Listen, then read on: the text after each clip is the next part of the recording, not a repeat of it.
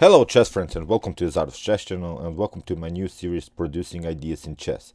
So this series will be an interactive chess course with you, my followers. In this series I'll put up some middle game positions which you have to solve it for you at home.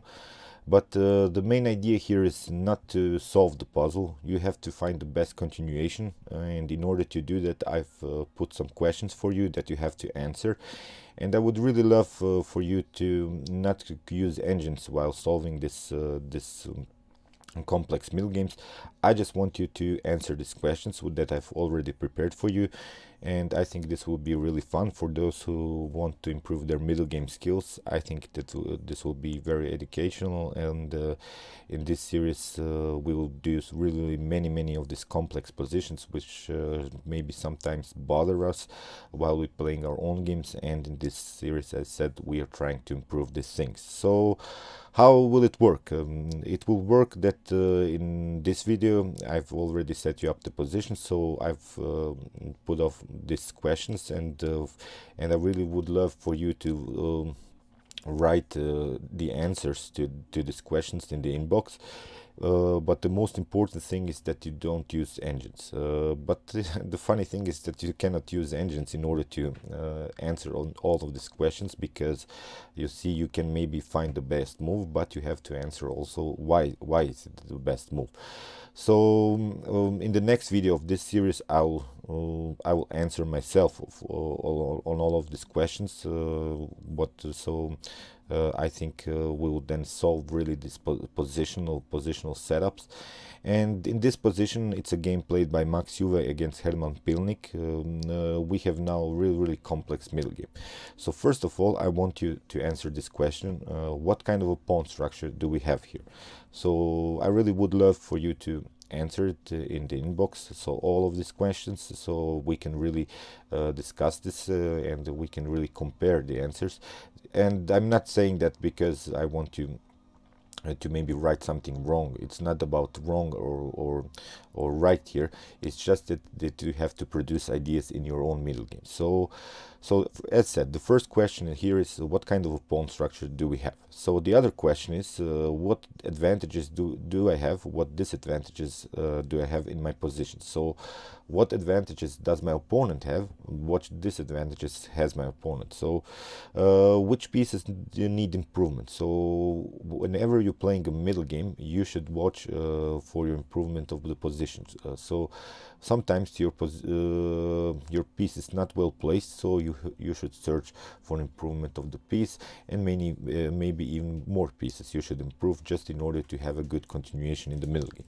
So the other thing is that I really would love for you to answer here is, do we have a collision? That really in term in chess, because when we have a collision, we should really search for tactics. So I will answer this question so that you know what I'm talking about. So in this position, we don't have really a collision. It's not a dynamic position so far. It's really a positional game.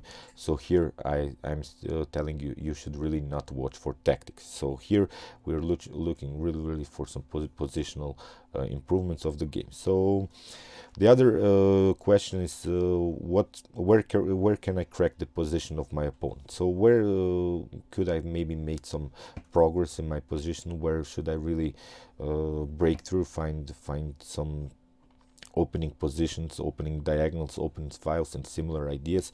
Really it's sometimes in these common setups, in some openings, there are this common pawn breakthroughs possibilities. So here you should also maybe search for possible pawn breakthroughs. So can I create an outpost? So that's another question. Okay, and I'll answer to this one also. Here, of course, we cannot create an outpost so far. So because if you try something like knight on b4, it's really not an outpost, because the knight can always be kicked away. So maybe if you try something like knight on b4, knight on d3 ideas with maybe support of c4, this knight can always be challenged maybe by bishop on e3 and then knight on c1. So it wouldn't be really an outpost, outpost. An outpost means that this piece that's really fixed around one square will be really stuck on the square, and basically impossible for your opponent to kick it away from that particular square. So the most important thing while playing in middle game is to ask ourselves, what's my opponent's idea? So that's really important, because you have to understand first your opponent's idea in order to make your ideas work. And here white has a really nice idea. I hope you realize it in this position. As said, you cannot use engines here in order to answer these questions, so you can use the engine and find maybe the best next move, but the middle game is really complex, so there are many moves to play, and really it's a hard battle here in the middle game. So as said, I would really love for you to write the answers of all of these questions in the inbox, and we'll discuss them in the next video. I'll answer to all of these questions, which is more important. And as I said, it's really not that you can answer here wrong or right. I just want you really to think about this position, maybe sit at home and really analyze it. Really it's hard here to make progress maybe in 1 second. You cannot solve this position just in 1 second. You have to sit like for 5-10 minutes and really find the next best moves. So till next time, I really think that it's gonna be a great series, and I think you will enjoy it, and you can learn also something in the series. Okay, meanwhile you can watch my other basics in chess videos, in which I show you opening principles, middle game strategies, and the end game strategies. And you can also watch chess tactics and chess puzzles series if you want to improve your tactical skills in the middle game. And you can also subscribe to my channel. Thanks you for watching, guys, and don't use engines.